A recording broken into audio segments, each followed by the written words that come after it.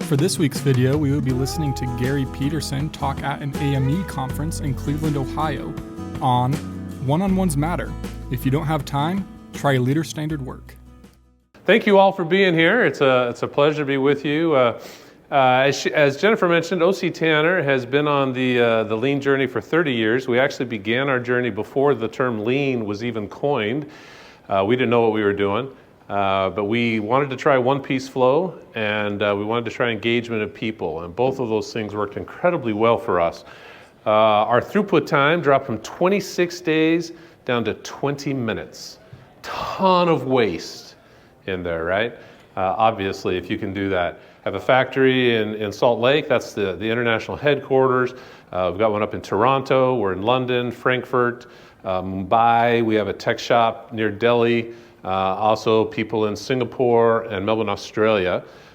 We serve the biggest companies in the world, and so we are located all over the world where they are. And but probably the most important thing we've achieved is the engagement of our people. We are a go-and-see site for McKinsey and Company. When one of their clients says, hey, we want to figure out how to make our people more accountable for results and more engaged, they'll say, well, let's see if the O.C. Tanner factory will meet with you. And they bring their clients to us. Also, several lean consulting companies do the same. And just as of a few months ago, we became a showcase for Toyota. So Toyota has 3 showcase companies in the world, and we are one of them. Just a quick word about O.C. Tanner. We're the world's foremost authority on strengthening organizational culture, and we do it through meaningful employee recognition. And I'm just going to run you through a few quick slides showing you the type of stuff that we manufacture for our clients. We make custom awards designed for them. Here's a couple things we do for John Deere. This is on our aluminum value stream. These are some of our press products like we do for Starbucks. We call this the CareerScape. Here's some of the other ones that we do for them. Here's some American Airlines, similar type products, slide into the tray. This is our fastest growing product right now, all sorts of products with their logo on it, either for onboarding or celebration of some kind, something like that.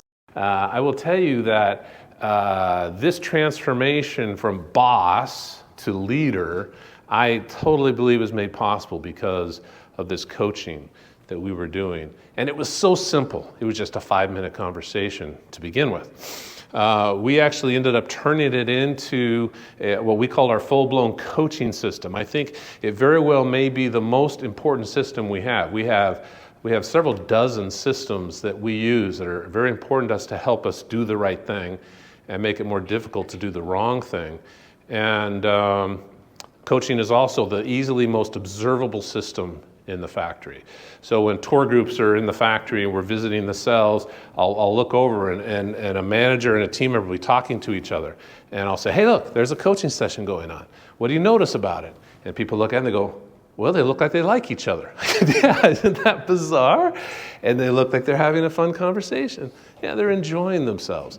It's wonderful, our coaching system now. It's built on a foundation of respect and genuine care. We seek to understand the current state of the individual and together create a future state that this person would like to grow into and become. And then we define, create, and begin to practice the vehicle that we're going to use to help that person get to that state. So I'm going to show you some data on the power and effectiveness of coaching. This comes from our global culture report. The 3 most powerful things that a manager can do in terms of connecting their people to something is to connect them to purpose. What is our purpose? What is your purpose? Why do we do what we do? Connect them to accomplishment and connect them to each other. You might ask yourself, do my people understand our purpose? Do they understand how they work furthers your organization's purpose? Accomplishment. Modern leaders encourage their employees' growth and development. They show appreciation, they celebrate success, they coach, and they mentor. Now let me show you some data. The power, if leaders connect their people to purpose, 2.5 times improved odds that the employee will be a promoter. 4 times more likely the employee will rate their employee experience high. 8.5 times more likely the employee will be engaged, almost 17 times more likely the employee will have a strong positive perception of leadership. Who doesn't want that? And half as likely to be burned out. Pretty good data, right? When leaders feel connected to their teams, the odds go up 18 times that the organization's culture will thrive. But it's not just impactful for the people and for the company and the culture, it's actually also good for the leader. When leaders have a strong connection to their teams, their anxiety goes down by 2/3, their stress goes down by 1/3, their engagement goes up 7 times, their purpose goes up 6 times. Opportunity, success, appreciation, well-being, all way up. There's power in having people connect to their people. I hope you see that, I hope you feel that. Would you be surprised to know that 30% of employees dread meeting with their leader? Clearly, some people aren't doing this right. Right? Clearly, it's not going well. Maybe 1/3 of you dread meeting with your leader. I don't know. But I hope all of your people love meeting with you. That is my wish for you. When one-on-ones are done well, 4 times more likely that the employee will have a strong sense of their leadership. Twice as likely the employee will rate their employee experience high. 4 times more likely the employee will be engaged. And again, 2/3 less likely to have moderate to severe burnout. If you do it regularly, bi-weekly or even weekly, 1.5 times more likely the person will say, my leader understands the realities of my day-to-day job. 3 times more likely, the employee feels like they're close with their leader. 2.5 times more likely that the employee will feel like, yeah, my leader's an advocate for my career. This is a big deal because it actually creates in people this sense that I matter here. What I do makes a difference. My manager believes in me. The company's giving me what I need so that I can be successful. When you've created that kind of atmosphere, people get it done. You know, when we go into the factory, you know, I ask people, why are you here? Tell me, not our factory, the visitors, the tour people. Tell me why you came to OC Tanner. What do people tell you? Look, and they tell me to get on the floor and talk to your people. I say, let's go do it. So we go onto the factory and I say, go talk to anybody you want to. I don't care who you talk to. Just go talk to them. I give them like 15 minutes to just have a conversation. And when they come back, they're just like, wow, I can't believe it. People are engaged, people are empowered. And then the rest of the day, they're putty in my hands, you know. Anything I want to say to them, they're just soaking it up. There is power in those kinds of people. I don't know if you're familiar with the Shingo model. It said in my bio that I'm a member of the Shingo Executive Advisory Board. At the top of it is the idea that we all think systemically and create more value for the customer. And we drive continuous improvement with the idea of more value to the client. Let's provide more value with less effort. And on the foundation is culture, respect for people, and humble leadership. And when we put all of our systems across one axis and we put the principles of the Shingo model up here, respect and humble leadership, coaching ties right into that. Coaching helps our people treat each other more respectfully. It helps our leaders be more humble. We find multiple systems of ours that reinforce respect and humility. So let me walk you through a little bit some of the elements of the coaching at a high level. The one-to-one, I mentioned the manager does it. We call him a group leader, which is the Toyota model. The group leader has about 20 people. The group leader is the exempt leader. The supervisor, the team leader, they do a type of coaching that's the inline coaching, the second one here. The manager coaches every person at least once a month, preferably twice a month. It's 30 to 45 minutes, one-on-one time. Which if you have 20 people, you're basically doing one of these every day, is the way our model works. And what we're talking about is co-created between us. You know, we talk about the stuff you want to talk to, I talk about the stuff I need to talk to you about. That's our one-on-ones. Our inline coaching is where the supervisor, the team leader, goes to the station, stands with the operator while the operator is working and observes the work, talks to them. You know, what are they experiencing? They experience firsthand the challenges, that the team member is experiencing. They understand the abnormalities that are occurring. They've seen them on the board, and now they're seeing them in person, right? They're seeing what happens. Oh, that's what you're talking about. That's what happens. But they also have a chance to make sure the person understands the processes, they're doing them right, make sure they're being safe, they're being efficient, the quality is working out, and so forth. Those are done twice a month. This is from the bottom of our strategy map. So at the top of the strategy map, you've got the purpose. We help people thrive at work. That's our purpose statement for our clients. You've got the objectives for the year. You've got our strengths. At the bottom is this statement on people. It all starts with our people. And whenever we introduce a strategy map, every January we do a global town hall with each of the teams, the sales team, each of the production teams, and so forth. We start with the foundation.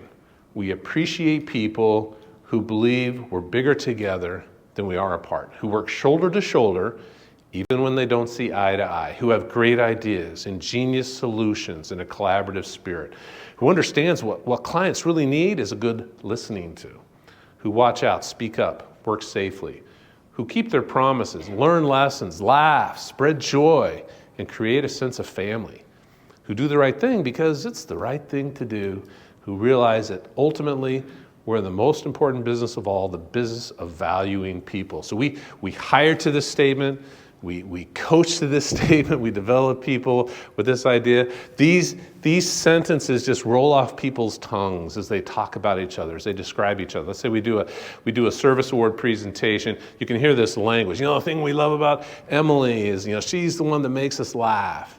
Everyone knows that that's bedrock for OC Tanner, right? We want to laugh. We want to have a good time together. Let's talk about evaluations. In order to help people behave in the right way and understand expectations, we do the evaluation. The evaluation is built around 5 behavioral expectations that we have for everyone. So every month, we talk about one of those 5, and then in the 6th month, we finish up the evaluation with a score, and then we start over again. In the month that we're talking about, this top one, if you can't see, it says alignment to strategy. So we want every person to be connected with strategy, aligned with the strategy. So in the month that we're talking about alignment, that in the first team meeting, the team leader or the group leader or the fulfillment leader, the director will come in, they'll talk about alignment. And then during the coaching session, that'll be one of the conversations. How do you think you're doing with alignment? And we can talk that through, because I kind of have a sense for how you're doing as well. We also have continuous improvement, respect for every individual, meeting customer needs, and then everyone has the development plan that they're going on. At the end of the 6 months, every person gets a 5x5 score. So, and this is a global chart that every employee at every level, including me, is given a score on how they reside here. And right in the middle, that nice green, that's our target. And anything to the right and up, those nice blues and darker greens is good. You start to move down below that into the kind of sickly greens, the yellows, the reds, probably not good, right? You don't want to be down in kind of this red. That would be bad. Let me just show you what so across the top, by the way, is our way of being, our work approach. On the far right, you're a dream to work with. On the far left, you need a lot of improvement. You're consistently difficult to work with. Does not value or demonstrate core competencies. On this left side is your skills. You exceed most expectations. You do not meet expectations on the bottom. So let me just show you a couple of these boxes up close. This is the one in the middle, on the bottom right there. Consistent performer, solid skills, actively developing. This is a high level of contributions. Most people, this is where they live for us, and you get 100%. And what that 100% means, I'm going to show you in a minute, this all connects to our bonus structure. So the 100% means you get 100% of this portion of your bonus. As you get better, you have high skills, you have high performance, or at the very top box, you drive exceptional business results, you demonstrate high people influence. Ooh, love it, right? That's the kind of people you want. Now there are people who are like that all the time, but we don't give them that score every time. We give it because they do something extraordinary. So most people live at 100. right? And then you bounce up to a higher score from time to time. That's the scores. Now they basically show up right here on the bonus sheet. 20% of the bonus is tied to that personal performance score. So this is our variable compensation plan. So we're budgeting $1,000 for each bonus, so it gets paid twice a year. This financial factor down here basically says that if the company does extremely well, then this could pop up to some higher amount. And when our team members perform, a couple years ago, this was like $1,600 for every hourly employee, and then we gave them a second one. So everyone got $3,200 because the performance was so exceptional. We've been on this journey for 32 years. You know, people talk about low-hanging fruit. You get the low-hanging fruit, and then you got to get a ladder. It's tougher. I think that's a myth, because we have never run out of things to improve. Our people are never like, I don't know what else to improve. We're down to 20 minutes, and they still have a ton of things. The boards are still full of cards with improvement ideas. So don't buy into this idea that oh golly, all the low-hanging fruit is gone. There's nothing else to do. Don't buy that. That's not true. The other factors on here, everyone knows that we got to grow the revenues, we got to grow the profits, we've got to meet our budgets, and this team goal is 20% of the bonus.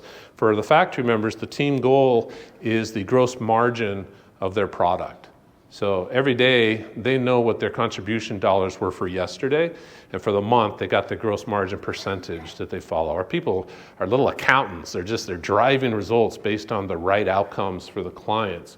And this exact same chart is used for all exempt employees. So my chart looks just like this. It's just, instead of being a target of 1,000, it's a percentage of my salary. In order to follow up and make sure our systems are working, we go out every week. I get an email on Monday, tells me to go to a random department, check up on a random system. When I'm checking up on coaching, there's a Gemba card for inline coaching where I talk to a team member. Hey, when was the last time you did inline coaching with your team leader? How'd that go? We talk it through. Or monthly coaching. When was the last time you had coaching with your manager? How'd that go? How's that working for you? Kind of a nice conversation with them.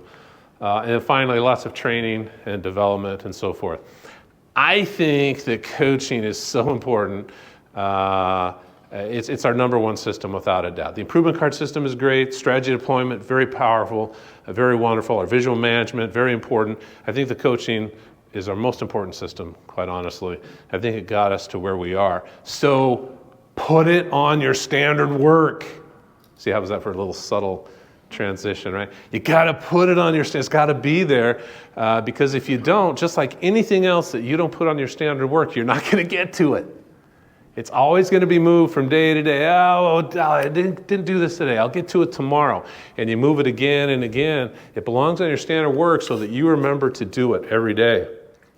When I first became executive vice president, I had been the vice president of manufacturing, and then I picked up the supply chain, and I'm on the executive team. And my boss, when he retired, he said to me, you know, when you become the executive VP, you're not going to be able to spend so much time at the Gemba anymore. And I thought, yeah, he's wrong. He wasn't trying hard enough. I'll be able to do that. And I became an executive VP, and all of a sudden I was gone. Spending all my time on corporate strategy and tech and so forth. And when I would get to the floor, team members would say, hey, where you been? We miss you. And that hurt. And I started to think, man, how do I spend more time on the floor? So this is the exercise I did. I said, okay, what are my gifts? What is it that I'm good at? And I would challenge you to ask yourself that. You know, what do you bring to the table? What value do you provide to your organization, to your people? And given those gifts, what's the best use of your time? Where should you be spending your time? I made a list of the things I should be doing given my gifts. And some of the stuff that I was doing fit in there. A lot of them were new. And then I made a list of everything else I was doing that wasn't on there. There are like 12, 13 other things I was doing that didn't fit, that didn't match with my gifts. And so I had a conversation with my directors and VPs. And they said, hey, I think these are my gifts. And then, we had a good laugh over it. They like to tease me. But in the end, they're saying, yeah, I think if you did more of that, we'd all benefit. Agreed, do this. I said, okay, so I'm not going to do these things anymore. Who wants them? And immediately people are grabbing stuff, because in their mind, this was executive VP type VP type tasks, and they're grabbing them off the list, and stuff disappears. There's 6 things left on the list. Nobody takes them. I'm like, hey guys, I'm not going to do these 6 anymore. Somebody's got to take them. And no, people won't even make eye contact with me. They're just going, no, honestly, I'm going to stop this. And they're like, yeah, go ahead and stop. I thought, are you kidding me? That's how I find out that I've been wasting my time. That's how I find out that like a fourth of the things I've been doing, nobody cares about. I think that was a good, I wish I had done this 20 years earlier.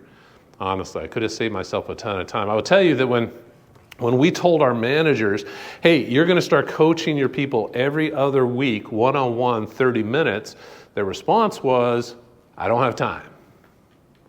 We said, oh, doesn't matter. You're going to do it. Their response was, what do you want me to drop? My response was, I don't care. Drop anything you want, but you're going to do this coaching. They all started doing the coaching. I don't know what they dropped. They dropped something, and we didn't miss it, right? And this is very similar to this. Once you get your standard work defined, then it's a matter of using the standard work to track yourself for am I doing the things that I say I'm going to do? Let me show you a couple of versions of standard work. It doesn't matter that you can't see the details. This is a group leader standard work.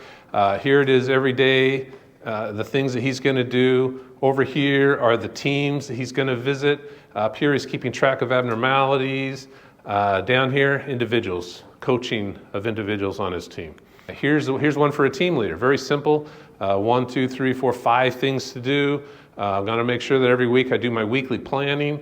I want to make sure I do my Yokoten, which is sharing of ideas across the cells, getting ideas from other teams, making sure we're all standardized to the improvements that are being made. So make sure that I'm doing my inline coaching, keeping my coaching notes. I don't know what this is. Top 2 things I'm supposed to complete. Maybe it's response to abnormalities. Over here, a daily meet to give. For us, that's an arbiter mindset, the outward mindset, the idea that I'm going to figure out, what can I give you? What do you need from me, kind of thing. So very simple but effective leader standard work. This one here is tracking coaching. So every individual that they're coaching, notes, things we're going to talk about, things we did talk about. Here's another one. This is probably a team leader, perhaps. Could be a maintenance tech. The idea here's the things I'm going to do. Red, green. I did it, didn't do it. Here's some numbers that we're tracking. This is mine. And I saw this show up in a presentation, this picture. That's where I got it. And they just walked to my desk and took a picture of it. I leave my leader standard work sitting on the desk. I'm grateful that it was the first day of the month, so you can't see how I'm failing throughout the month. This is just one day gone. But I want to walk you through what I do here real quick. These are my U.S. directors and VPs. Every day, did I have a meaningful interaction with them? Here they are over here again. I meet one-on-one with the directors every other month. There's things I want to talk to them about. I coach my VPs and our admin twice a month. I keep that here as well. These are the things I'm doing day by day. I've got my Gemba assessment that goes once a week, my executive team members twice a week, my staff meeting every other week, technology meeting, client experience meeting, my Getting Things Done review that I do on Fridays. I don't know if you use Getting Things Done. It works very well for me. These things up here are daily. Did I attend my morning huddle? What this one right here is did I disclose in the daily huddle something that I can improve that day? I don't do that every day. But very, very valuable I find in the huddle to say, hey guys, I made a mistake here, and I'm going to try and improve upon this. When I say that, it makes it safe for everybody to be a little more vulnerable. And to say, hey, I made a mistake yesterday. This is actually what's going on. I want my team to feel comfortable doing that. So I write that down. If I go and visit a team, I practice my mindfulness, blah, blah, blah, blah, blah. These things down here, did I do my best to, these are all things I'm trying to improve upon. React at the highest energy level when others are at a low level. Create a safe space when someone challenges me. So these are the things I'm trying to track myself on, give myself a number score on how well I do. Well, the net effect, I think, of having powerful leader standard work and doing your coaching is you'll have powerful people. Picture of one of our teams. I love this picture. I don't need to go tell this team how to do their job. Right? They know what they're doing. I can trust them. They'll get it done. I believe that if you will do your coaching, if you'll put on your leader standard work, you will love the results. Thank you very much. If you can't come to OC Tanner, You can visit us virtually. We have a YouTube channel that you can access. This is what the code is on the back of my business card. You got the same card. You can look at any of our videos. No strings attached. That is my presentation. Thank you.